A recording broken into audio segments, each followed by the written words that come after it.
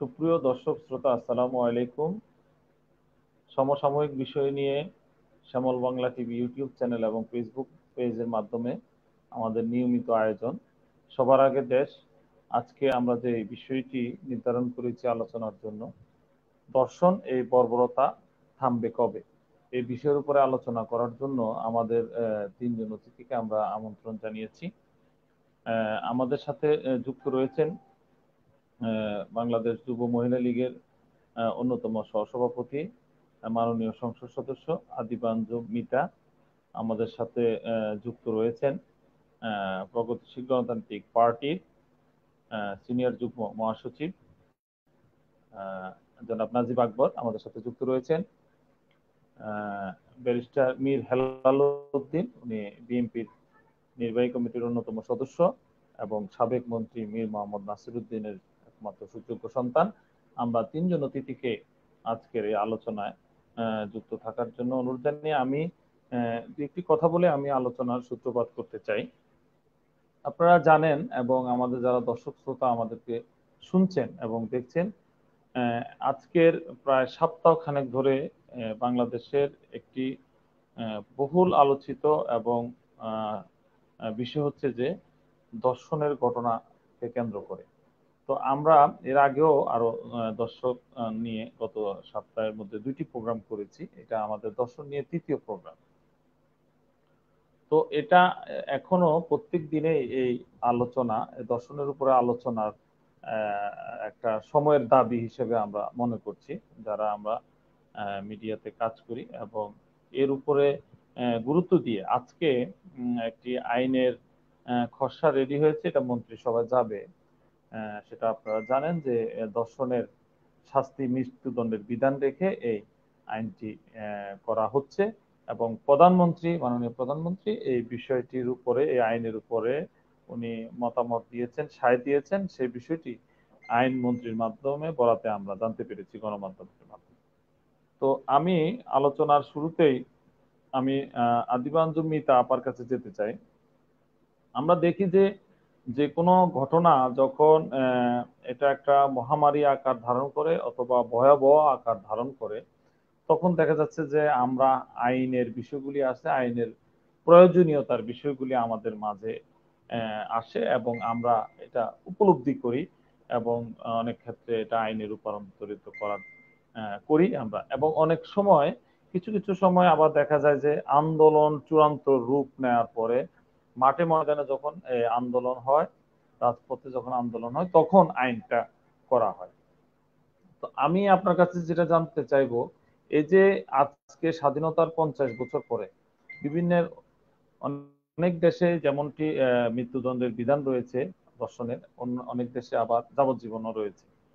তো এই যে দেরি হওয়া, এই যে এই বিধানটা রচনার ক্ষেত্রে এই ধর্ষণের শাস্তি মৃত্যুদণ্ড, এটা আপনাদের রাজনৈতিক দলের কোনো ব্যর্থতা বা সরকারের কোনো ব্যর্থতা মনে করেন কিনা, এই বিষয়ে আমি জানতে চাই। আর তাছাড়াও সর্বশেষ দর্শনের আজকের ঘটনা প্রবাহের সর্বশেষ অবস্থা সম্পর্কে আপনি ইচ্ছা করলে বলতে পারেন। যে আদিবা আঞ্চলিকা। ধন্যবাদ এই আজকের এই শ্যামল বাংলা টিভিকে আমাকে এই অনুষ্ঠানে আমন্ত্রণ জানানোর জন্য। সেই সাথে আমাদের সঞ্চালক আমাদের আলমগীর ভাই এবং এখানে উপস্থিত আছেন আমাদের আকবর ভাই এবং ব্যারিস্টার মীর হিলাল এবং যারা এই অনুষ্ঠানটিতে, সবাইকে আমার আসসালামু আলাইকুম। আসলে আমি একজন নারী, এই নারী হয়ে আসলে নারীদের পক্ষেই তো আসলে বলবো এটি বাস্তব। এবং আপনারা যে সরকারের কথা বলছেন, এটা আসলে আমি মনে করি না। সরকার তো শুরু থেকেই যখন যে অপরাধটা হচ্ছে তখন সেই অপরাধের মনে করেন শাস্তি তারা করে যাচ্ছে। এবং আজকে আমরা একটা আমাদের পার্লামেন্টে একটা ইয়ে আছে, মানে পার্লামেন্টে একটা বোর্ড আছে, সেটার নাম হচ্ছে ইউনি এফপিএ। সেটা একটা মিটিং ছিল। তো সেই মিটিং এও কিন্তু স্বরাষ্ট্রমন্ত্রী ইয়াতে ছিলেন, ভার্চুয়ালি ছিলেন, তারপরে জনপ্রশাসন মন্ত্রী ছিলেন, স্পিকার ছিলেন। তো আমরাও সেখানে ছিলাম, আমরাও দাবি করেছি কঠোর শাস্তি। এবং সেখানে মোটামুটি ভাবে যারা ধর্ষণকারী তাদের বিরুদ্ধে একটা বিরাট একটা ডিসিশন এসছে যে আপনার মৃত্যুদণ্ড। এটা কিন্তু আপনারা তো দেখবেন এই আইনটি কার্যকর হয়ে যাবে। কারণ এই মর্মান্তিক ঘটনার কারণে আসলে মানুষের যে মানে পশুর মতো আচরণ, আসলে তাদের আসলে মৃত্যুদণ্ডটাই কাম্য। কারণ মানুষের যদি মনুষ্যত্ব হারিয়ে যায়, বিবেক হারিয়ে যায়, তো সে আসলে পৃথিবীতে বেঁচে থাকার কোনো তার ইয়ে থাকে না, মানে তাকে বেঁচে থাকার কোনো, তাকে বেঁচে মানে থাকাটাই তার উচিত না। কারণ সে তো পশুর পর্যায়ে চলে গেছে। আর সরকার ব্যর্থতা বলতে গেলে ভুল হবে, কারণ সরকার তো এক একটা ঘটনা ঘটে তখনই সেখানে, যখনই একটা সমস্যা হয় সেই সমস্যা সমাধানের জন্য সরকার তখন একটা আইন করেন এবং আইন করে সমাধান করে। একটা ঘটনা না ঘটলে এই আইনটা তৈরি হয় না। যে কোনো পরিস্থিতির ক্ষেত্রেই কিন্তু যে কোনো আইনগুলো তৈরি হয়। পরিস্থিতি যখন সৃষ্টি হয় তখন আইনগুলো আসে এবং আইনগুলা তখন কার্যকর হয়। কারণ এই করোনার সময় আসলে দেখা গেছে এই ধর্ষণের ব্যাপারটা অনেক বেশি প্রকট আকার ধারণ করেছে। আসলে ঘরে বসে বসে মানে ছেলেরা কি এগুলাই চিন্তা করে না কি করে, এতজন মানে করোনার সময় যে মানুষ ভয়ে আতঙ্কগ্রস্ত হয়ে মারা যাবে এই চিন্তা করছে, তাদের এই ভয়টা নেই। তাদের চিন্তাধারা কি, ওই ধর্ষণে যাবে কি করে, মানে মেয়েদেরকে দেখলে তাকে কিভাবে রেপ করা যায়, এই যে একটা মানে অমানবিক চিন্তাধারা, এই যে পশুর মতো আসলে তাদের তো যে আইনটা এখন করা হচ্ছে, এই আইনটা আসলে আপনারা কিছুদিনের মধ্যেই দেখবেন যে কার্যকর হচ্ছে। এই মৃত্যুদণ্ড আপনারা এটা পাবেন। অতএব আর আর হচ্ছে জননেত্রী শেখ হাসিনা তো নারী বান্ধব সরকার, উনি তো নারীদের কোনো কিছুই, নারীদের বিপক্ষে কোনো কিছু শুনতে উনি নারাজ। আপনাদের নুসরাত হত্যা যখন হয়েছিল তখন আপনারা দেখেছিলেন খুব তাড়াতাড়ি উনি মৃত্যুদণ্ডর একটা রায়টা করে দিয়েছিলেন। মানে যেখানেই নারীদের উপর যখন যেটা হচ্ছে তার উপরে সেটার পরিবেশ পরিস্থিতি উপর ডিপেন্ড করে কিন্তু আইন তৈরি হয়। আইনটা কিন্তু অটোমেটিক হয়ে যায় না, একটা পরিবেশ সৃষ্টি হয়, সেটার উপর ডিপেন্ড করে দেশের পরিবেশ সবকিছু মিলে কিন্তু আইন তৈরি হয় এবং সেই আইনটা তারপর পরবর্তীতে জনগণের জন্য কিন্তু আইনগুলো নিজস্ব না, জনগণকে বেঁচে বা সুন্দরভাবে সুষ্ঠুভাবে থাকার জন্য যেটা দরকার সেটা সুরক্ষা করার জন্য আইন তৈরি হয়। এই আইনটা এখন তৈরি হচ্ছে এবং হয়তো আপনার আপা কিছুদিনের মধ্যে আপা আমি আপনার সাথে যুক্ত করে একটু বলতে চাই আর কি, যে আইন তো সময় সময় যখন প্রয়োজনীয়তা নির্ভর করে তখন এর উপরে হয়। বিভিন্ন দেশে আইন এভাবে হয়। কিন্তু এই দর্শনের ঘটনাগুলি অতীতেও ঘটেছে, বিভিন্ন সরকারের সময় ঘটেছে। সরকার এটা নতুন না, আওয়ামী লীগ জাহেলিয়াতের যুগ থেকে শুরু করে একদম সব সময় এই দর্শনের ঘটনা ঘটে। কখনো কখনো এর মাত্রা বৃদ্ধি পায়, কমে। কিন্তু আমাদের যে আমি মানে মৃত্যুদণ্ডের বিধান, ধর্ষণের ঘটনায় মৃত্যুদণ্ডের বিধান, এই যে আমাদের রাষ্ট্রের এটা ব্যর্থতা কিনা, বা সরকারের বা আমাদের অন্যান্য দল সবার মিলেই যে এই আইনটা পাস হতে আজকে এত দেরি হলো কেন, এই জিনিসটা আহ, একটা প্রশ্ন আমাদের কাছে। না, এটা তো আসলে সরকারের ব্যর্থতা কি করে বলবেন, আমি তো এটার তো কোনো ইয়া দেখছি না। কারণ সরকার তো যখন যে সমস্যার সৃষ্টি হচ্ছে সেই সমস্যার সমাধান করবেই তো আইনটা তৈরি হচ্ছে। আইন আইন কখন তৈরি হয়, যখন একটা সমস্যা। এবং ধর্ষণ যে হয়নি আপনারা দেখেছেন, গত বিএনপির আমলেও অনেক ধর্ষণ হয়েছে, ফাইমা, আপনার রজুফা, পূর্ণিমা সবার হয়েছে। তখনও তো আইন এই অবস্থায় আছে। পর্যায়ক্রমে দেশ স্বাধীন হলো, দেশ স্বাধীন হওয়ার পর বঙ্গবন্ধু শেখ মুজিবুর রহমান যখন দেশ স্বাধীন হলো, দেশটাকে গড়ছেন, উনি সুন্দর করে সাজাচ্ছেন, কি হলো, ওনাকে মেরে ফেলা হলো। উনি যে আইন করে সবকিছু বানাবেন তখন ওনাকে 3.5 বছরের মাথায় মেরে ফেলালো। মানে পর্যায়ক্রমে এক একটা সিচুয়েশন তৈরি হয়েছে যার জন্য অনেক কিছু গ্যাপ হয়ে গেছে। গ্যাপ হয়ে যাওয়ার পর আবার 96, এতদিন পর 96 আমরা ক্ষমতায় আসলাম, তো 5 বছর মধ্যে আবার আমরা চলে গেলাম। একটা জিনিস সৃষ্টি করতে গেলে, কল্পনা করতে গেলে সময় লাগে, সময় লাগে, তারপরে সেটা বাস্তবায়ন। আবার আমরা চলে গেলাম, আবার মনে করেন আবার আসলাম এই 2008-এ, 8-এর পর আজকে সময় 12 বছর জি, হয়ে গেল। এখন ধরেন আবার এই পরিস্থিতি ধন্যবাদ। হচ্ছে এবং এই আইনটা দেখবেন কার্যকরী হবে। এটা সবকিছু কিন্তু বললে পট করে হয় না, সবকিছু একটা সিস্টেমে আসতে হয়। একদম যে আমি চাইলাম, আমি বললাম না যে বঙ্গবন্ধু দেশ স্বাধীন করলো, দেশ স্বাধীন করার পরে উনি তো ধন্যবাদ। সবগুলো আইন তৈরি, অনেক কিছু, দেশের পরিস্থিতি একটা যুদ্ধ বিধ্বস্ত দেশ, সে দেশটা তৈরি করার জন্য তৈরি সবকিছু চিন্তা ভাবনা করছে, ওই সময় তো ওনাকে মেরে ফেলা। এগুলো তো আসলে বুঝতে হবে যে পর্যায়ক্রমে না, কোনো আপনারা তো কিছু দীর্ঘ সময়, মিতা আপা দীর্ঘ সময় ধরে ক্ষমতায় রয়েছেন।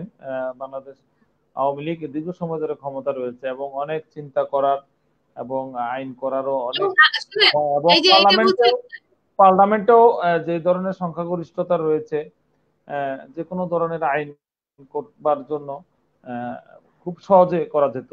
বা আরো দেখা না যাচ্ছে না যে এরকম হয়, দীর্ঘ সময়, এরকম না না হয় যে আমি বলি, আমাদের, একটা আপা আমাদের দেখা দেখা যাচ্ছে যে আমরা দেখেছি যে যখন সড়ক আন্দোলন হলো তখন আইন পরিবর্তন করে। যখনই এরকম হয়, যদি আমরা এমন করতে পারি যে এই বিষয়গুলি, যেমন এই ধরনের বিষয়, কাউকে অ্যাসিড নিক্ষেপ করার বিধান বা ইপটিজিং এর বা যে ধরনের এই ঘটনাগুলি যদি, বা গ্যাং যারা তৈরি করেন এই বাহিনীগুলি হলে যারা এদের অপরাধের শাস্তিগুলি যখন একটা মারাত্মক বিভৎস কোনো রূপ দেখা যায়, তখন আমরা এই আইনগুলি করি আর কি। তো যাই হোক, আমি আবার আপনার কাছে আসছি। আমি এই পর্যায়ে জনাব নাজিব আকবর, আপনি নিশ্চয়ই শুনতে পাচ্ছেন আমাকে। আমি আপনি জানেন যে একটি আইন হয়েছে, যে হচ্ছে আর কি, হবে। আহ, তো এখানে একটা বিষয় আপনাকে আমি একটু বলে রাখি। আইজিপি বলেছেন, বাংলাদেশ পুলিশের পুলিশ ইন্সপেক্টর, উনি বলেছেন ধর্ষণের শাস্তি নির্ভর করে বিচার বিভাগের উপর। এটা বলার ওনার একটা কারণ আমার কাছে যেটা মনে হয়, যে আপনি দেখেছেন যে নোয়াখালীতে আরো একটা ঘটনা ঘটেছিল গত নির্বাচনের পরে। ওই ঘটনার যে আসামি, ওনাকে কিন্তু জামিন পেয়েছেন উনি। উনি কিন্তু আদালতের মাধ্যমেই উনি জামিন পেয়েছেন।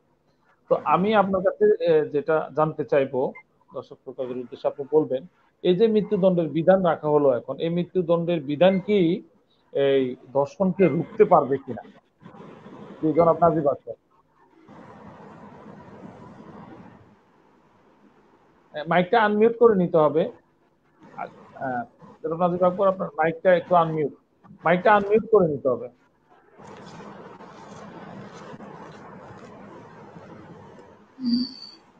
হৃদয়, স্ট্যাচু হয়ে গেছে। জি, আকবর ভাই প্রবলেম। স্ট্যাচু, আকবর ভাইয়ের লাইনটা স্ট্যাচু হয়ে গেল। হ্যাঁ জি, ইয়ে হয়ে গেছে মনে হয়। হ্যাং আমরা হ্যাং হ্যাং প্রয়োজনে আমরা হ্যাং হ্যাং হেলাল হয়ে ভাইয়ের গেছে। কাছে, জি উনি ঠিক করুক, আমরা হেলাল ভাইয়ের কাছে যেতে চাই, ব্যারিস্টার মীর মোহাম্মদ হেলাল উদ্দিন।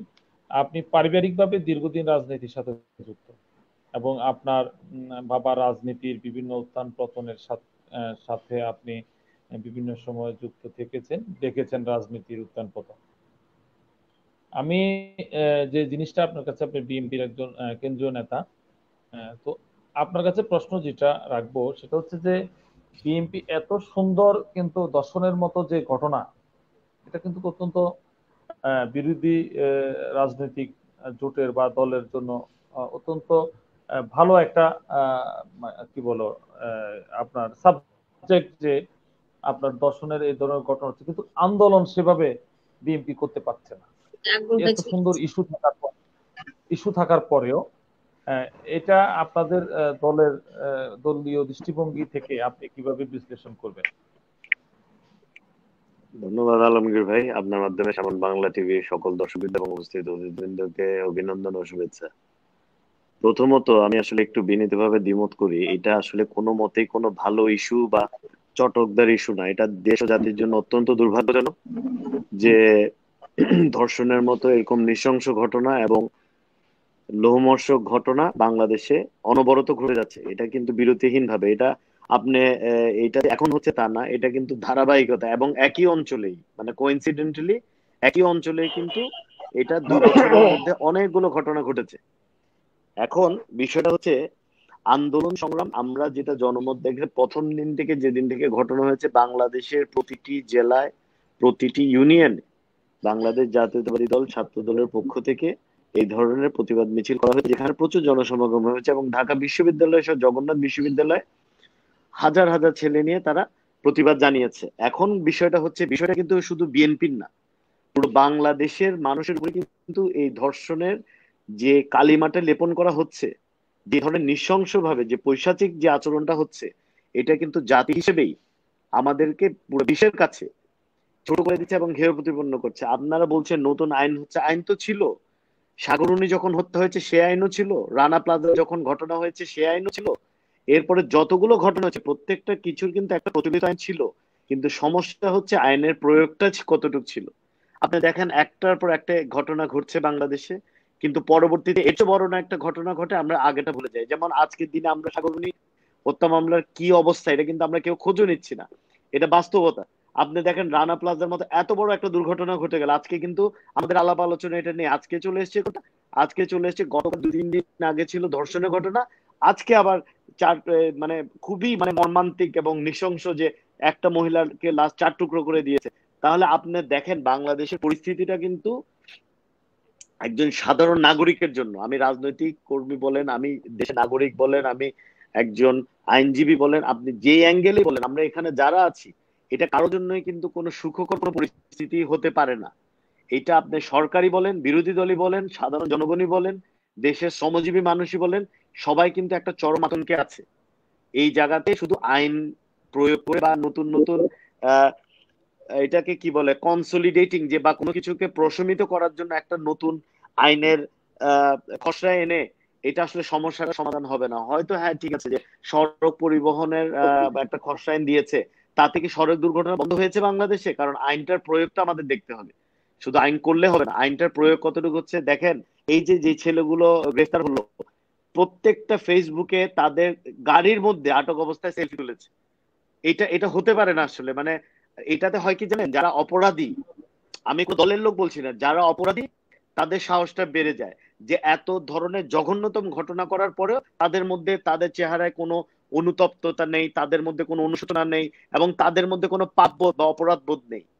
এটা আসলে হয়েছে, আমার মনে হয় যে সামাজিক অবক্ষয়টা এখানে অত্যন্ত আমার দৃষ্টিতে অত্যন্ত প্রগাঢ় হয়ে গেছে, যেখানে মানুষ নীতি নৈতিকতা এবং মনুষ্যত্ব থেকে অনেক দূরে সরে গেছি আমরা। তো আসলে আইনের খসড়া যা করছে এটা করুক, কিন্তু আমার মনে হয় সার্বিকভাবে যদি আমাদের মনস্তাত্ত্বিক বিকাশ না ঘটে এবং আমরা যদি নিজেদেরকে অবক্ষয় থেকে রোধ করতে না পারি, মানে সংযত করতে না পারি, তাহলে কোনো আইন করে এটা সম্ভব হবে না। এবং সবচেয়ে বড় কথা হচ্ছে আইন ছিল এবং এটাও হয়তো আছে, কিন্তু আইনের প্রয়োগটা দল মত নির্বিশেষে সকলের জন্য একই রকম হতে হবে। ধন্যবাদ। জি জি, অশেষ ধন্যবাদ ব্যারিস্টার মীর হেলাল উদ্দিন। আমি যে প্রশ্নটি রেখেছিলাম জনাব নাজিব আকবর, আপনি আমার প্রশ্ন কি তখন শুনতে পেয়েছিলেন?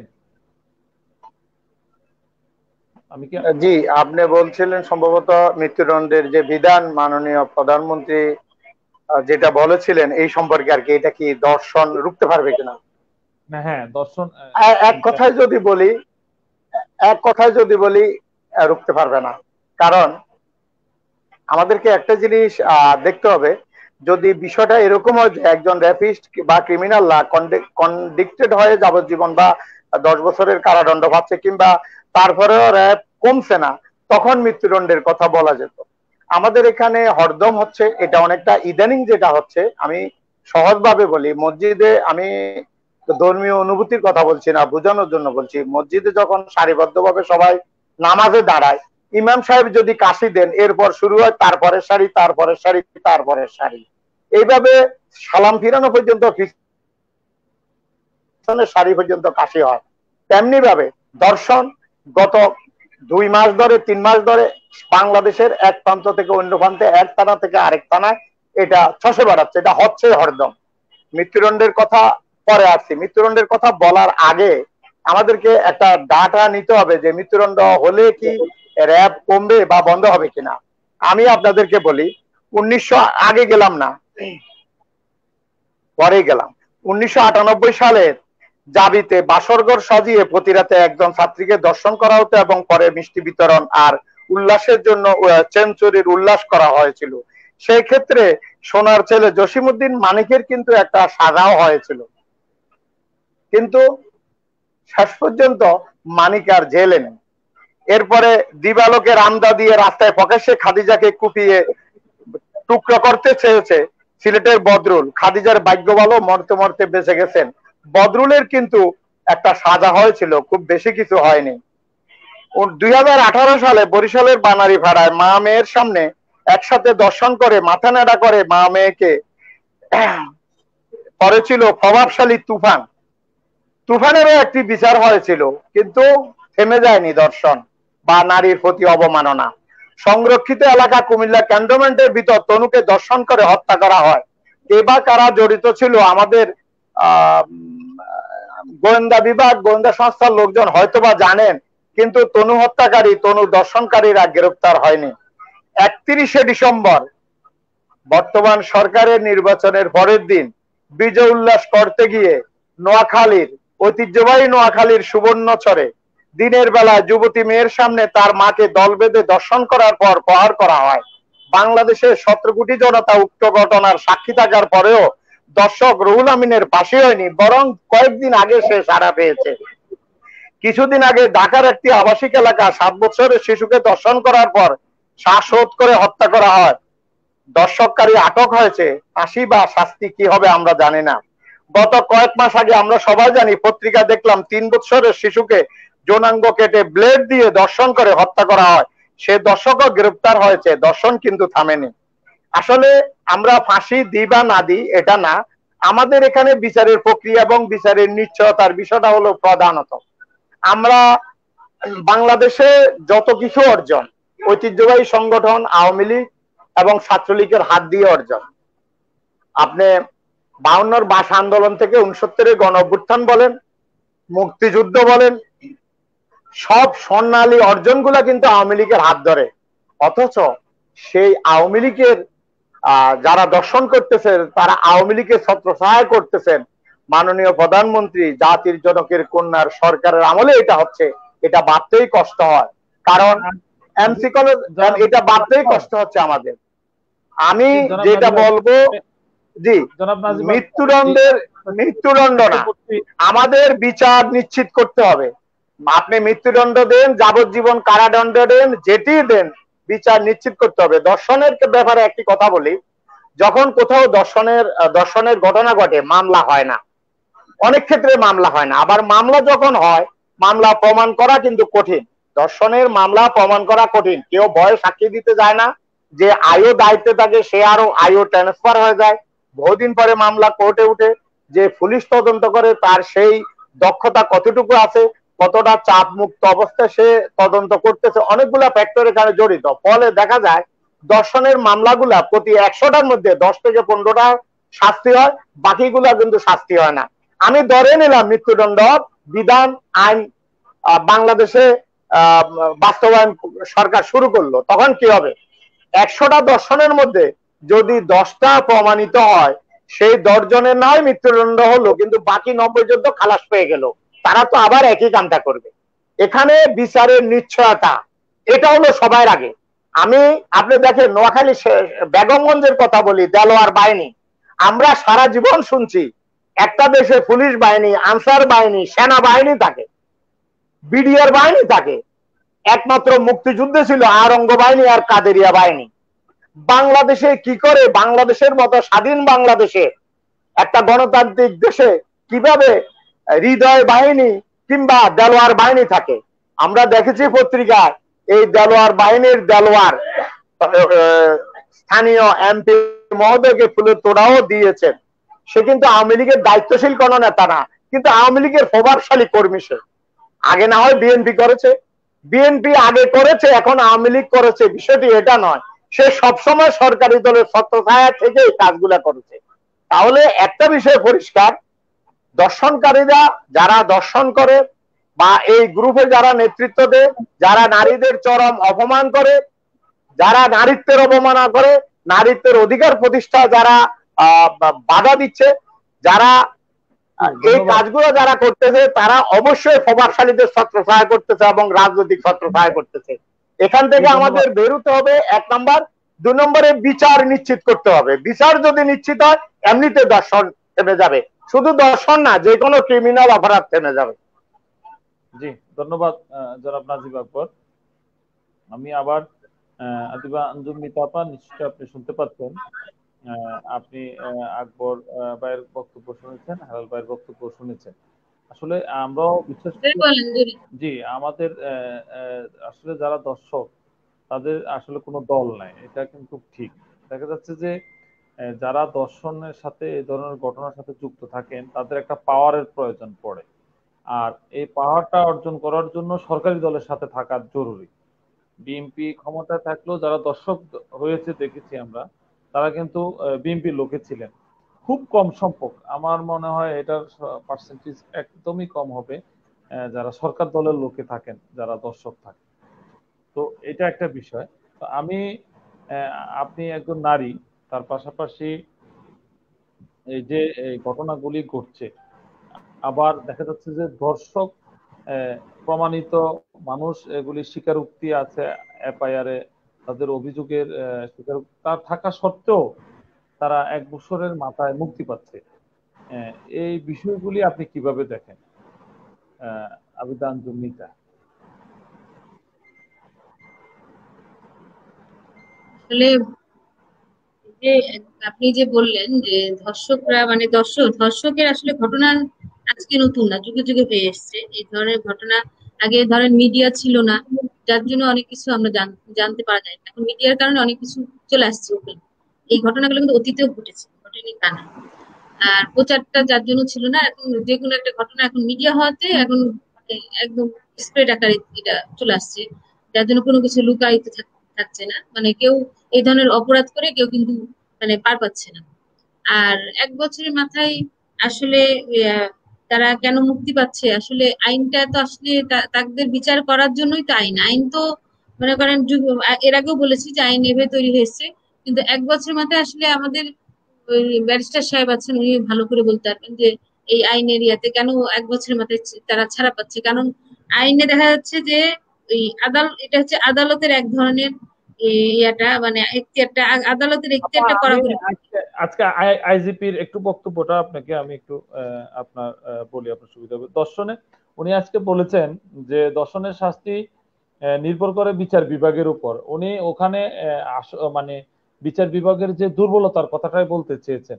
আজকে যে আমাদের বেনজির আহমেদ উনি এই বক্তব্য রেখেছেন, আইন বিভাগের দুর্বলতার বিষয়টা উনি বুঝাতে চেয়েছেন আর কি, মানে টাচ করতে চেয়েছেন। জি না, অবশ্যই আমি বলবো, কারণ বিচার বিভাগে যে জামিনের একটা আসলে ইয়া তো আছে। মানুষকে তো সবকিছু প্রমাণ করার জন্য একটা সময় দেওয়া হয়। অনেক সময় দেখা যায় যে প্রকৃত ধর্ষক সেও হয়তো অ্যারেস্ট হচ্ছে, আবার নিরাপরাধও অনেকে অনেক সমস্যায় অনেক ইয়ে হয়। তো তারপরেও আমরা মনে করি যে এই আইনটা আসলে কঠোর হয়ে যাওয়া উচিত। যে প্রকৃত ধর্ষক, অনেকে বানোয়াট যে ঘটনাগুলো ঘটে সেটা একটা আলাদা ঘটনা, কিন্তু প্রকৃত যেমন ধরেন এই যে আপনার নুসরাতেরটা একদম প্রকৃত, তারপরে এই যে ঘটনা নোয়াখালী প্রকৃত, এগুলা যেগুলো প্রকৃত দেখা যাচ্ছে এগুলার আইনটা আসলে আমাদের করে ফেলতে হবে যে যারা এটা জড়িত তারা কোনো জামিন পাবে না। এই এই আইনটা আসলে আমাদের আসা খুব দরকার। এটা আসলে আমরাও চাইবো, আমরা নারীরা, বিশেষ করে নারী যারা আছি তারা সবাই আমরা এই ব্যাপারে সোচ্চার। এবং আমরা 2 দিন আগে যুব মহিলা লীগ থেকেও আমরা একটা মানববন্ধনও করেছি, কারণ আমরা নারীদের নিরাপত্তার জন্য মানববন্ধন করেছি। নারীদের এই ধরনের ধর্ষণের শিকার হচ্ছে, কারণ সে যেই নারী, সাধারণ নারী হোক হোক আজকে আজকে হয়তো যে ধর্ষকের সে হয়তো আমার কেউ নাই, ভবিষ্যতে যে আমার আত্মীয় স্বজনের মধ্যে কেউ হবে না তা তো আমি জানি না, সে একটা মেয়ের উপর হতেই পারে। এই জন্য আমরা সব নারীরা কিন্তু সোচ্চার, সে যেই হোক আমরা চাই সে দলের হোক আর দলের বাইরের হোক, তাকে কোনোভাবে মুক্তি দেওয়া হবে না। এবং এই যে একটা কথা আপনারা বলেছেন আসলে যে প্রকৃত ধর্ষক, এটা তো আসলে তখনই জানা যায় যে জামিন দিয়ে তাকে সময় দেওয়া হয়। এই সুযোগটা আসলে আমারও মনে হয় যে এটা এই সুযোগটা আসলে যাতে না পায় সেই ব্যবস্থাটা আসলে করতে, এবং এই ধরনের আইনটা আমরা পার্লামেন্টে আনার চেষ্টা করব যে যারা প্রকৃত ধর্ষক তাদেরকে কোনোভাবে জামিন দেওয়া যাবে না, এটা আমরাও আনবো। এটা আপনারা বলে ভালো করেছেন এবং আমরা এটা করবো। কারণ জামিন দিলে হয় কি, তখনই লেন্দি প্রসেসে যাচ্ছে এবং তারা কোনো না কোনো ফাঁক ফোকর দিয়ে বেঁচে যাচ্ছে। কিন্তু জনতি শেখ হাসিনা যেটাই হাত দিচ্ছেন তাতে কোনো বাঁচার কোনো আর ইয়ে নাই, তাদের কিন্তু তাদের কিন্তু শাস্তি হচ্ছে। এবং আমরাও মনে করি যে এবারকার যে ঘটনাগুলো হয়েছে এই কিছুদিনের মধ্যে, এগুলো প্রতিটার বিচার একদম পুঙ্খানুপুঙ্খানু হবে। এবং প্রতিটা মানুষের, এবং এই যখনই আমি তো আজকে বললাম যে দৃষ্টান্তমূলক শাস্তি হওয়া দরকার, যে শাস্তিটা একজন মানুষকে শাস্তিটা দিলে জানি আরো 10টা বাচ্চারা দেখলে 20 বছরের ছেলে, 25 বছরের ছেলে।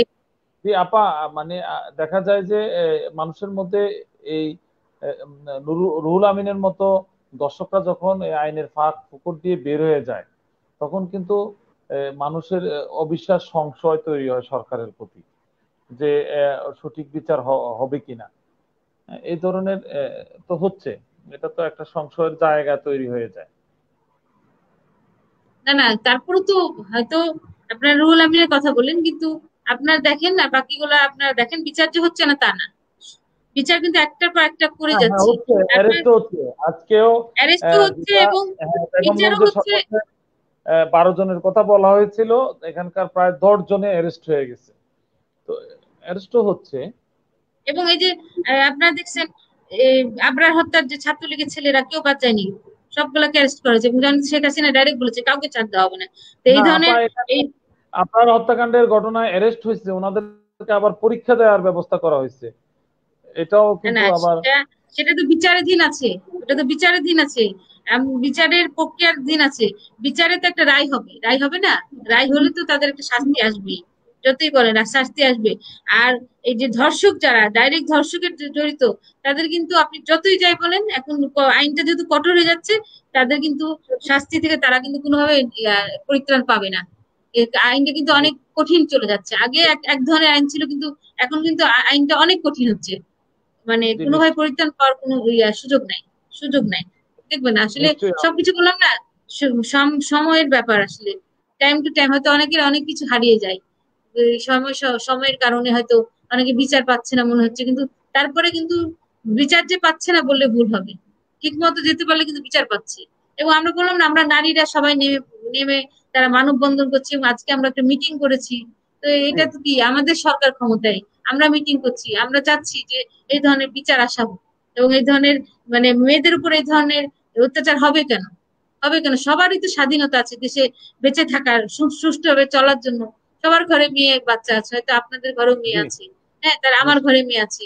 আমরা চাইবো না যে আমার মেয়েটা যখনই কলেজে যাচ্ছে একটু নিশ্চিন্তে, এই যে দুশ্চিন্তার মধ্যে থাকা, এটা আসলে খুব দুঃখজনক। কেন দুশ্চিন্তে থাকতে হবে? আগে আগেকার মানুষের আসলে মিডিয়া ছিল না বলে অনেকেই অনেক কিছু জানে না, বললাম না, আগেও কিন্তু ঘটনা ঘটেছে। এটা মিডিয়া যত প্রচার আসবে দেখবেন এটার আইন তত কঠোর হবে, তত বিচার পাবে মানুষ। জি না, গণমাধ্যম গুলো সেভাবে খবরের, আমরা যারা গণমাধ্যম কর্মী, দেখা যাচ্ছে যে ফেসবুকে ভাইরাল হওয়ার পরে আমরা খবরগুলি জানতে পারছি, এবং প্রশাসন থেকে ব্যবস্থা নেওয়া হচ্ছে, প্রধানমন্ত্রীরও নির্দেশনা আসছে। না এখন কিন্তু অলি গলিতে তো ধরেন প্রধানমন্ত্রীও মিডিয়া নাই। প্রধানমন্ত্রীও ক্ষোভ প্রকাশ করে বলতে শুনেছেন, আপনিও নিশ্চয়ই শুনেছেন। প্রধানমন্ত্রী শাহেদের ঘটনার পর বলেছেন, এবং অন্যান্য আরো কিছু ব্যাপারও উনি বলেছেন যে আমি যখন বলি তখন তো অ্যারেস্ট হচ্ছে। সম্রাটের কথা যখন অ্যারেস্ট করেছেন, তখনও মাননীয় প্রধানমন্ত্রী বলছেন যে না ব্যাপার হচ্ছে আপনারা মিডিয়া গুলো মিডিয়ার উপরে আপনাদের যে ক্ষোভ, উনি মিডিয়ার উপরে ক্ষোভ প্রকাশ করেছেন যে আপনারা তো এগুলি তুলে আনছেন না। তো ওইটার পিছনেও নানান কারণ, নানান যুক্তির কথা বলা হচ্ছে। তো এটা একটা বিষয়। তো আমি এই পর্যায়ে ব্যারিস্টার হেলাল, আপনি শুনতে পাচ্ছেন, আপনি খেয়াল করেছেন আজকেও বিএনপির একটা প্রোগ্রাম হয়েছে প্রেস ক্লাবের সামনে। আপনি সেখানে দর্শনের বিচারের যে প্রোগ্রাম, কিন্তু সেখানে প্রধানমন্ত্রীর পদত্যাগ চাওয়া হচ্ছে, এবং আপনি দেখেছেন মুজিব কোর্টে আগুন দেওয়া হয়েছে, আহ, এটা খেয়াল করেছেন কিনা। তো এই দর্শনের এই ঘটনার বিচারের সাথে প্রধানমন্ত্রীর পদত্যাগের কি সম্পর্ক আছে বলে আপনি মনে করেন? আলমগীর ভাই, আমি এটাতে আসছি। আগে আপনি মিতাপাকে যে প্রশ্নটা করেছিলেন, আহ, যে বিচার বিভাগের দুর্বলতায় আসামিরা বের হয়ে যাচ্ছে, এখানে আকবর ভাইও আছেন। প্রত্যেকটা মামলা সূত্রটা হয় প্রাথমিক তথ্য বিবরণী দিয়ে, মানে এফআইআর দিয়ে। তাহলে এ প্রত্যেকটা মামলা ডিপেন্ডেন্ট হয় কিন্তু ইনভেস্টিগেটিং অফিসারের উপরে। তাহলে ইনভেস্টিগেটিং অফিসারটা কিন্তু কোর্টের কেউ না, এটা হচ্ছে আইন শৃঙ্খলা রক্ষাকারী বাহিনীর যে কোনো একজন সদস্য বা কর্মকর্তা। তো ওনারা যেভাবে মামলাটা রেডি করে দেন, ওই একই কাগজপত্রের উপরে কিন্তু বিচার করেন। এটা আপনি যদি লোয়ার কোর্ট বলেন, লোয়ার জুডিশিয়ারি বলেন, অথবা হায়ার জুডিশিয়ারি বলেন, এই কাগজের বাইরে কিন্তু বিচার করার সুযোগ নেই। তাহলে সরকারের বিভিন্ন সংস্থা একজন একজনকে দোষ না চাপিয়ে এটাকে কিভাবে রেকটিফাই করা যায়, এটা করা উচিত। যেমন করোনার মধ্যে আমরা দেখেছি স্বাস্থ্য মন্ত্রণালয় বলছে জানেন না, কখন লকডাউন খুলছে জনপ্রশাসন বলে দিচ্ছে স্বাস্থ্য মন্ত্রণালয় জানার কথা। তো বিভিন্ন অসঙ্গতি থাকে, এইসব অসঙ্গতির কারণেই কিন্তু বিভিন্ন কিছু থেকে মানে আমরা প্রতিকারটা ঠিক মতো পাচ্ছি না। এই যে আপনারা কথাটা হচ্ছে যে বিচার বিভাগ, আমি তো বলছি যে বিচার বিভাগের না, এটা তো মামলা চালায় তো সরকার পক্ষ, মামলাটা পরিচালনা করে কিন্তু সরকার পক্ষ। তো এই সরকার পক্ষ, যে আপনি যে বললেন আইন হচ্ছে বিচার হচ্ছে, আপনাদের আমাদের সাংবাদিক দম্পতি যে সাগররুনি থেকে নিয়ে কোনো এখন পর্যন্ত কোনোটার কি আপনি বিচারের কোনো রেজাল্ট পেয়েছি আমরা? আমরা কিন্তু এখনো পাইনি। আর সেকেন্ড কথা হচ্ছে জামিন নিচ্ছে কোর্ট, আবারও বলে আদালতের সামনে জামিনের বিষয়টা হচ্ছে যে কাগজপত্র নথিপত্র উপস্থাপিত হবে, যে সাক্ষ্য প্রমাণ উপস্থাপিত হবে, এর বাইরে তো আদালত ফেসবুকের থেকে দেখে অথবা পত্রিকা পড়ে ওনাদের কোন সিদ্ধান্ত দেওয়ার আসলে আইনত আইনের স্কোপের মধ্যে হ্যাভ দ্যাট স্কোপ, ওনাদের তো এই সুযোগ নেই। তো আসলে আমরা একজন একজনের দায়িত্ব অবহেলা না করে বা আরেকজনের উপর দোষ চাপিয়ে না দিয়ে আমার মনে হয় যে যার জায়গাটা যদি ঠিক করার চেষ্টা করি তাহলে সেটা দলের জন্য ভালো, দেশের জন্য ভালো, সরকারের জন্য তো অবশ্যই ভালো।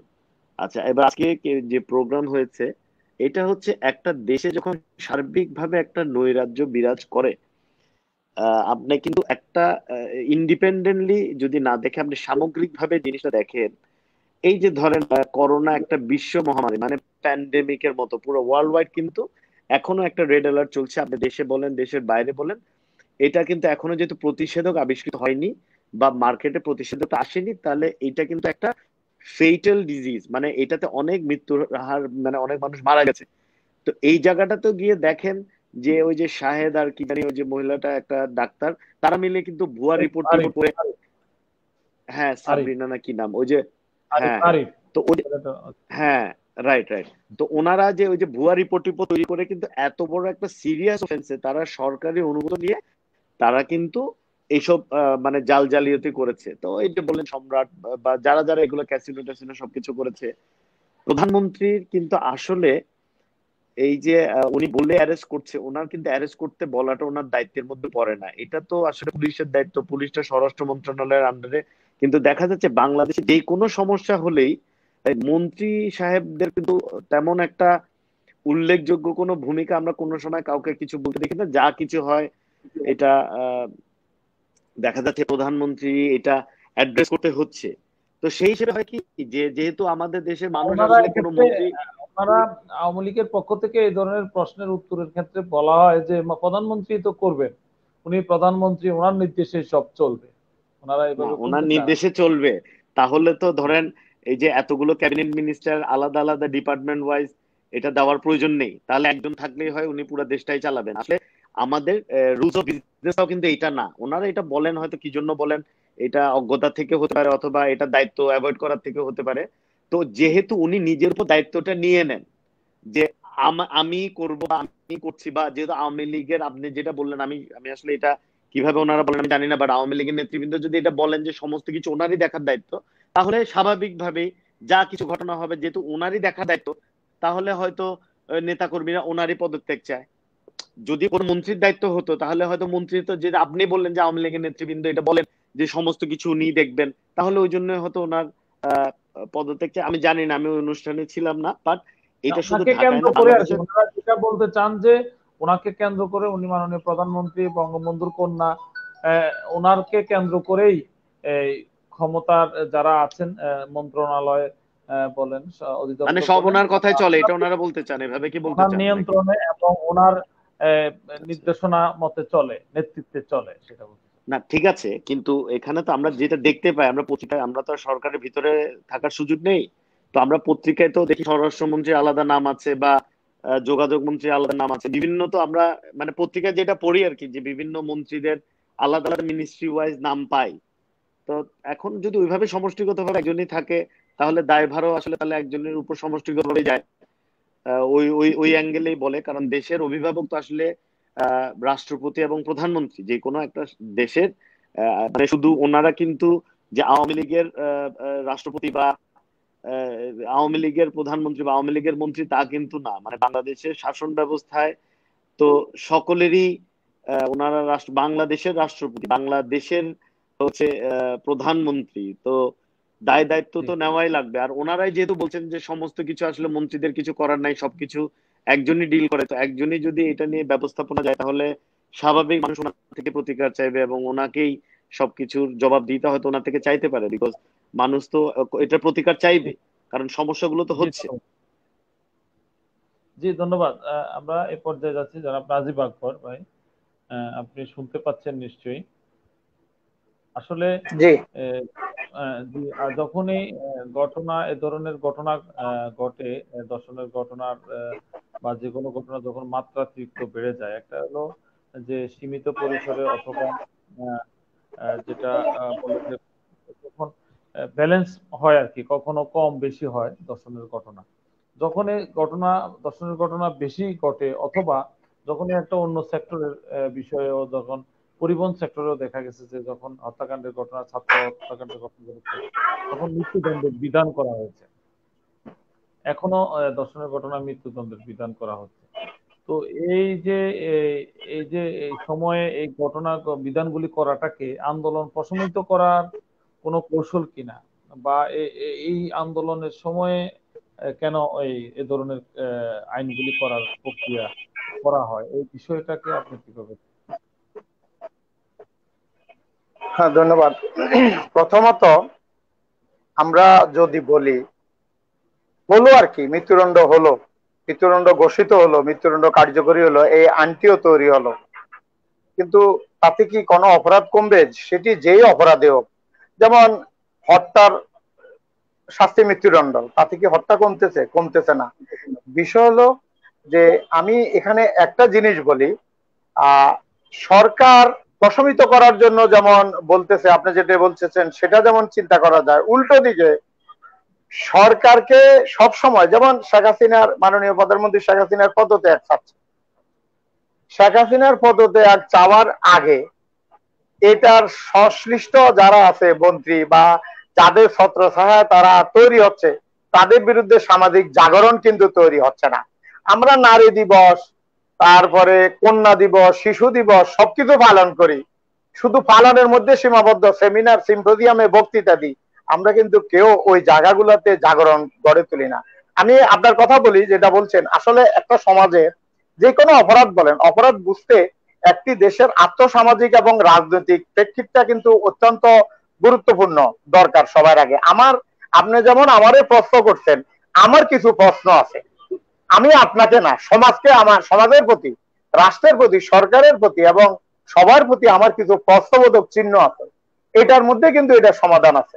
আমি যেটা বলছিলাম যে প্রথমে বুঝতে হবে সমাজটি কোন আদর্শে আর নীতির উপর প্রতিষ্ঠিত, বিশেষ করে স্থানীয় প্রতিষ্ঠানগুলো। আমি এখানে বুঝাচ্ছি সামাজিক সংগঠন এবং ইউনিয়ন পরিষদের কথা। তাদের চরিত্র এবং ভূমিকা কি, অপরাধীর পিছনে কারা আছে, তারা অপরাধ করে বেড়ানোর, ঘুরে বেড়ানোর রাজনৈতিক এবং প্রশাসনিক কোন সমর্থন আর প্রশ্রয় পাচ্ছে কিনা, পেলে প্রশ্রয়দাতার রাজনৈতিক পরিচয় কি, এবং কোন প্রক্রিয়া তারা টিকে আছে, তারা দৈনন্দিন কোন রাজনৈতিক ছত্রছায়ায় ঘুরে বেড়ায়, আর তাদের সাথে কারা মিলেমিশে চলে। তৃতীয়ত, তাদের আয়ের উৎস স্বরূপ কি, এবং এ সকল উৎসের সাথে রাজনৈতিক সম্পর্ক আছে কিনা, থাকলে তার স্বরূপ কি।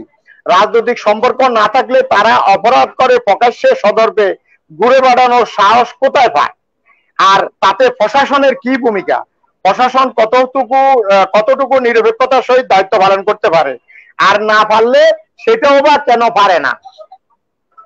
তাহলে এই যে কতগুলা প্রশ্নবোধক চিহ্ন, এখানে এই প্রত্যেকটা প্রশ্নের সাথে, প্রত্যেকটা প্রশ্নের উত্তরের মাঝে আছে কোন সমাজের অপরাধের মানচিত্র, উৎস, প্রকৃতি, প্রবণতা এবং তার চরিত্রের সন্ধান। আর এর সমাধান আসবে কিন্তু এই প্রত্যেকটা প্রশ্নবোধকের উত্তর থেকে। আমরা এসব বাদ দিয়ে যদি প্রেস ক্লাবে মানববন্ধন করি, কারো গদিতে আগুন জ্বালাই, কিংবা কারো ফাঁসি চাই, কারো পদত্যাগ চাই, তাতে সমস্যার সমাধান হবে না। আজকে বিএনপি আসলো, তাতে কি সমস্যার সমাধান হয়েছে? প্রথম বর্বরতম, নারীর প্রতি চরম বর্বরতম কাণ্ড শুরু হয়েছিল সিলেটে, নূরজাহানকে পাথর মেরে হত্যার মধ্য দিয়ে। আমরা কি সেটা কতটা বর্বরতা, পাথর মেরে নূরজাহানকে হত্যা করা হয়েছিল। এরপর টিএসসিতে নারীকে বিবস্ত্র করে উল্লাস করা হয়েছিল। এটা কোন সরকারের আমলে কিন্তু থামেনি। সমাজে যে পছন্দ ধরেছে, আমাদের সামাজিক যে জাগরণ, সেটা কিন্তু নেই। আমরা টকশোতে, সেমিনারে, প্রেস ক্লাবে, আলোচনা সভায় আমরা সুন্দর সুন্দর বুলি আওড়াই। আজকে দেখেন, আগে গড়ে শীত কেটে চোর চুরি করত, রাস্তায় স্বর্ণ অলংকার টাকা চিন্তা হতো।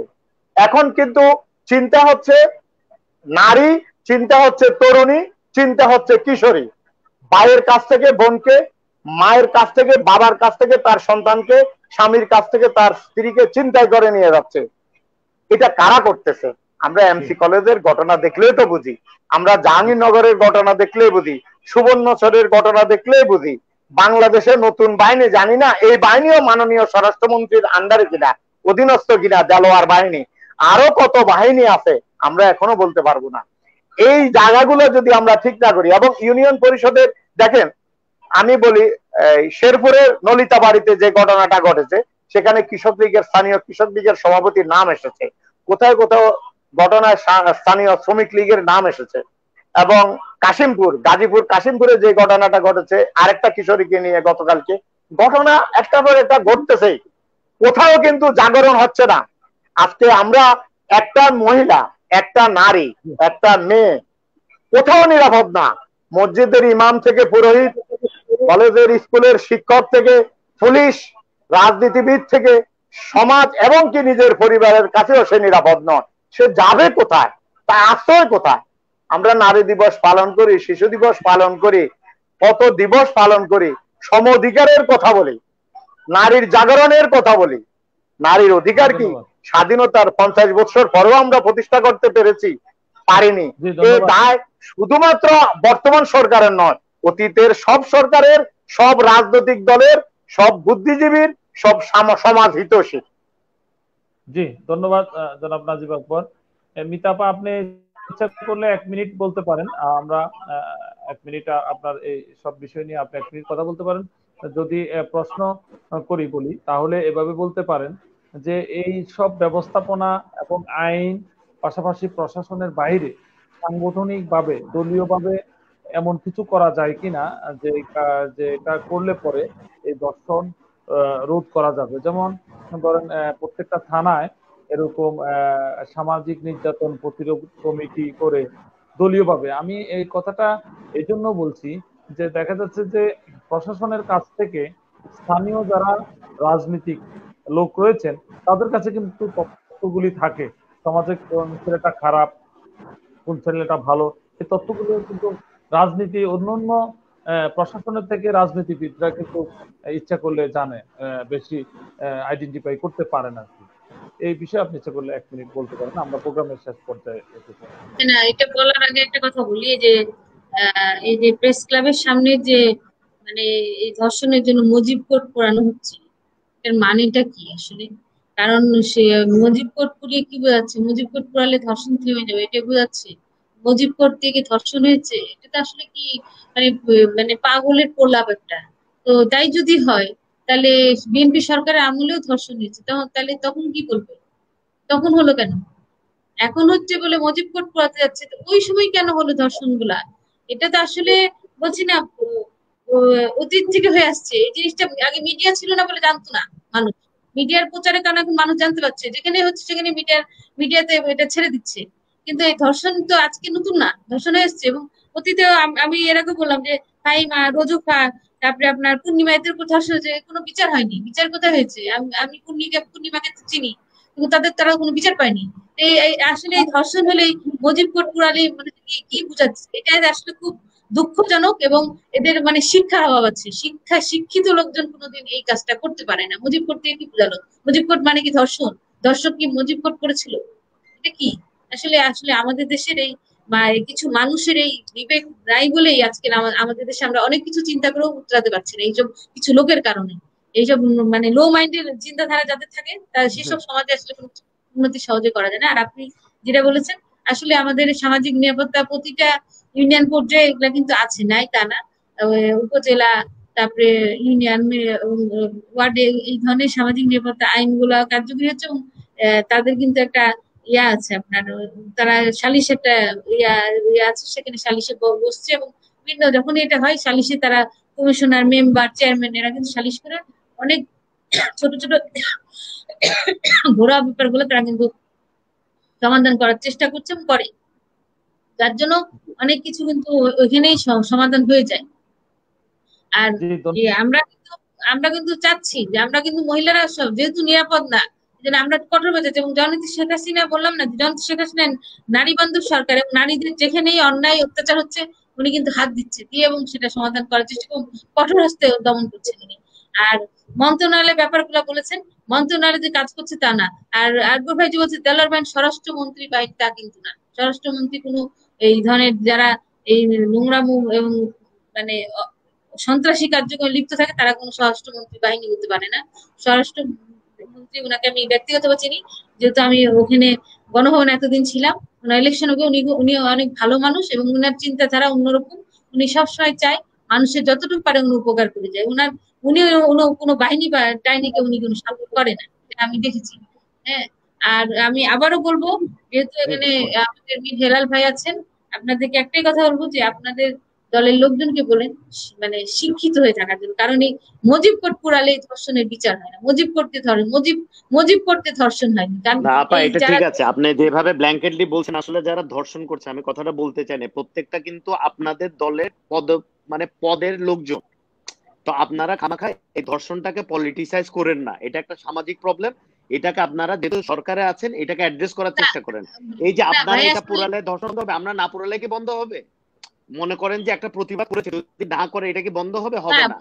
বন্ধ করতে হলে প্রতিবাদ শুনেন। সরকারের এফেক্টিভ স্টেপ নিতে হবে। হ্যাঁ, এই না লোকগুলো তো আপনাদের দলের কর্মী, এই প্রত্যেকটা লোক না না, আপনাদের শুনেন, দলের পোস্টেড লিডার, আমাদের দলের ছাত্রলীগের কর্মী কর্মী না হলেই তাকে আপনাদের। বাদ দেওয়া যাবে না তো, সে তাহলে ক্ষমা ওই পাবে না। জন্যই হয়তো এটা ক্ষোভটা তার তো আসছে। শাস্তি আপনারা হবে, এটাতে যান না, তার শাস্তি আপনারা এটাতে হবে। যান না, কিন্তু আপনারা শুনেন, এটার প্রতিকারের না চেষ্টা না, করেন, প্রতিবাদ আপনারা এটা করার তো কিভাবে অনেক রিজলভ করবেন অনেক এটার চেষ্টা ধরনের করেন। আছে। এটা তো অনেকভাবে আপনাদের দায়িত্ব, প্রতিবাদ আপনারা করা যায়, সরকারে তো। আমরাও তো প্রতিবাদ করলাম কয়েকদিন আগে, আমরাও করেছি। তা আমরা আপনারা প্রতিবাদ কই করিনি? প্রতিকার করছেন? প্রতিবাদ আপনারা করার মতো যেভাবে অনেক কিছু বলছেন, আছে। আপনারা গ্রামে মুজিব কোড গ্রামে করিয়ে তো প্রতিবাদ সালিশ হয় না। করছেন, আপনারা গ্রামে গ্রামে তো এই ঘটনাগুলো করছে আপনাদের দলের লোকজনকে দিয়ে, অন্য দলের লোকজন তো করছে না।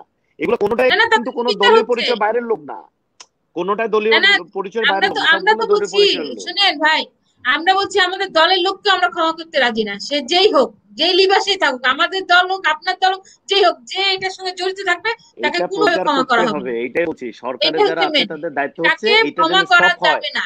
কারণ রাষ্ট্রযন্ত্র তো আপনাদের হাতে, এটা তো আর জনগণের হাতে নাই। পুলিশ আপনারা বলেন, দেখেছেন, আইন শৃঙ্খলা, এগুলো আপনাদের হাতে। এগুলা দিয়ে আপনারা তারা এগুলো কন্ট্রোল সব করার ঠিক চেষ্টা আছে, করেন। ওরা কিন্তু যেন অ্যারেস্ট হওয়ার আপনার পরে, ধর্ষকরা যেন অ্যারেস্ট হওয়ার পরে পুলিশ ভেহিকেলে বসে 10 জনে বসে সেলফিটা তুলতে না পারে। এটাকে আসলে আইন শৃঙ্খলা কি বৃদ্ধাঙ্গুলি দেখানো হয় জিনিসটা, বুঝেন না? পারসেপশন, বিচার অর্ধেক কিন্তু পারসেপশনের উপরে হয় আপা।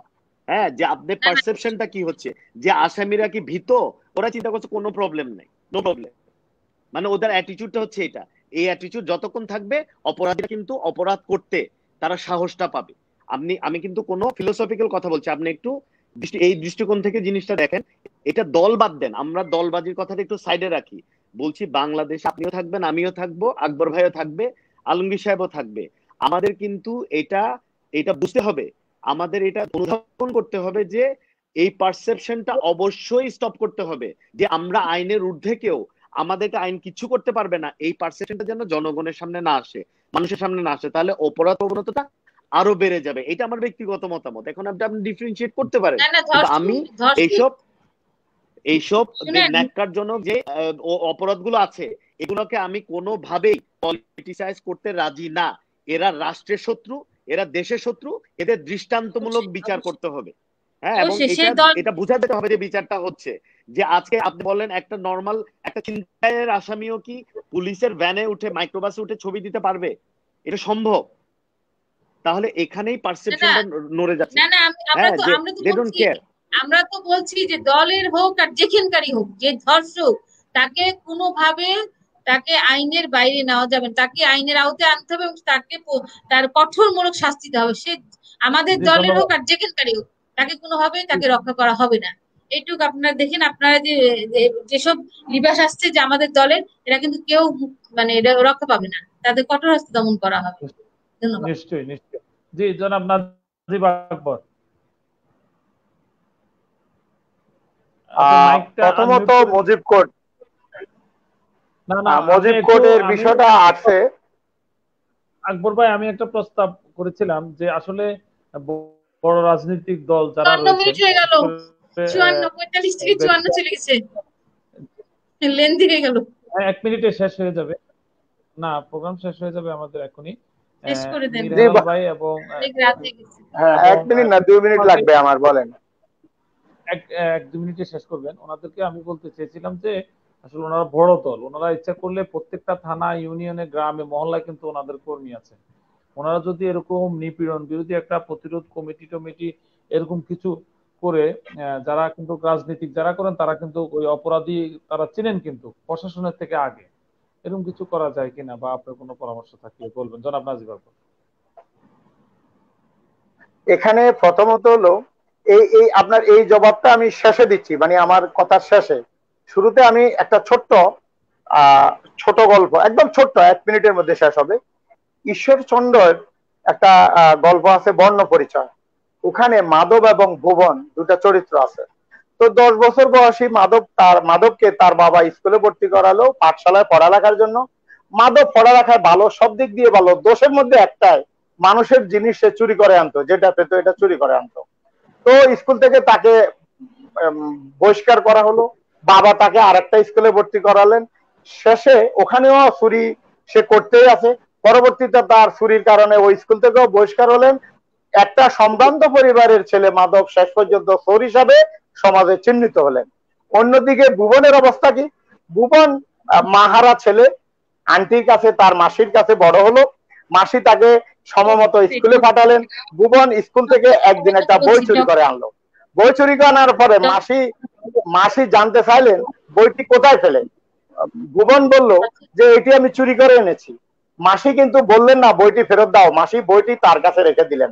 এইভাবে ভুবনের বুকের পাটা বড় হয়ে গেল, সে আরো বড় চোর হয়ে গেল। একদিন তার শাস্তিও হলো এবং গুরুদণ্ড হলো। তাই সে বিচারককে বলল তার শেষ একটা আর্জি, সে তার মাসিকে দেখতে চায়।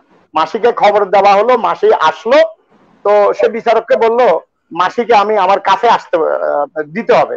মাসি কাছে আসলো, মাসির কানে কানে গিয়ে ভুবন তার দাঁত দিয়ে মাসির কানটা কেটে ফেললো। সবাই অবাক হলো, জিজ্ঞাসা করলো কান কাটলে কেন? বললো যে মাসি আমাকে আশ্রয় প্রশ্রয় দিয়েছে, মাসি যদি আমাকে প্রথম বইটার সুযোগ না দিতেন, ফেরত দেওয়ার সুযোগ দিতেন, তাহলে আমি আজকে শাস্তি পেতাম না। সুতরাং আমরা চাই মাসিদের হাত থেকে ভুবনদেরকে বেরিয়ে আসতে হবে, মাসিদের হাত থেকে মুক্ত করতে হবে। মাসি চায় না, যেটা হ্যালো ভাই বলেছেন, এটি সামাজিক সমস্যা, এটি কোনো দলের একার পক্ষে সমাধান করাও সম্ভব না। আপনি বলেছেন বাংলাদেশে 80 জন ভোটার আওয়ামী লীগ এবং বিএনপি, ওনাদের হিসাব আর কি, আসলে কতজন ভোটার আছে আমি আমার জীবদ্দশায় ফেয়ার ইলেকশন 78 থেকে দেখি নাই, এর আগে কি হয়েছে জানি না। 78 থেকে ভালো ইলেকশন দেখি নাই, নিরপেক্ষ ইলেকশন কখনো দেখি নাই। তবে এই 80 জন যদি ওনাদের ভোটার হয়ে থাকে, এই তার মানে কি প্রত্যেক গ্রামে 80% লোক ওনাদের আছে। 80% লোক দিয়ে ওনারা যদি মানে প্রোগ্রাম করেন, জনগণকে চেতনা উদ্বুদ্ধ করার চেষ্টা করেন, হয়তো সফল হবে। সেখানেও সমস্যা, যদি বিএনপি আয়োজন করে আওয়ামী লীগ হয়তো বাধা দিবে, আওয়ামী লীগ করলে বিএনপি যাবে না। আমাদের যে রাজনৈতিক ঐক্যমত সেটি নাই, আমরা দেশের স্বার্থে এক হতে পারি না। আমরা যদি বলি এটা আওয়ামী লীগ করছে এটা খারাপ, এটা বিএনপি করছে এটা খারাপ, ও ইন্ডিয়া এই কথা বলছে, ইন্ডিয়া ভালো কথা বললেও আমরা মনে করি খারাপ। আবার অনেক সময় চীন বা আমেরিকা খারাপ কথা বললেও আরেক পক্ষ বলে যে এটা ভালো। এটা থেকে আমাদের বেরিয়ে আসতে হবে। সামাজিক সমস্যা, সামাজিক ব্যাধি রাজনৈতিক ঐক্যমতের ভিত্তিতে জাগরণের মাধ্যমে, জনগণকে সচেতন করার মাধ্যমে এটা সমাধান করতে হবে। শুধু মৃত্যুদণ্ড দিয়ে, যাবজ্জীবন কারাদণ্ড দিয়ে এটা সমাধান হবে না। যদি হতো বাংলাদেশে কোনো অপরাধী থাকতো না। জি, অশেষ ধন্যবাদ। আমাদের 3 জন প্যানেল আলোচক অত্যন্ত চমৎকার ভাবে আলোচনা করেছেন। আসলে আমরা যে সাবজেক্ট নির্ধারণ করেছি, আসলে আমরা এই বর্বরতা থেকে পরিত্রাণ চাই। আলোচনার মাধ্যমে আমরা জনগণকে সচেতন করতে চাই, দর্শকদেরকে সচেতন করতে চাই, এবং আমরা সমস্যার ভিতরে যেতে চাই, সমস্যা বিশ্লেষণ করে সমস্যা বুঝতে চাই। সেজন্য আমাদের আলোচনা সূত্রপাত করা। 3 জন অতিথিকে আজকের তিনজন গুরুত্বপূর্ণ মানুষ, বাংলাদেশের 3 জন গুরুত্বপূর্ণ মানুষ আমাদের শ্যামল বাংলা টেলিভিশন ইউটিউব চ্যানেল এবং ফেসবুক পেজে আমাদেরকে সময় দেওয়ার জন্য অশেষ ধন্যবাদ জানিয়ে, কৃতজ্ঞতা জানিয়ে আমরা শেষ করছি। ধন্যবাদ দিবাঞ্জন মিত্রা, ধন্যবাদ নাজিব আকবর, ধন্যবাদ ব্যারিস্টার মীর হেলাল উদ্দিন। শুভরাত্রি। শুভরাত্রি। ধন্যবাদ সবাইকে।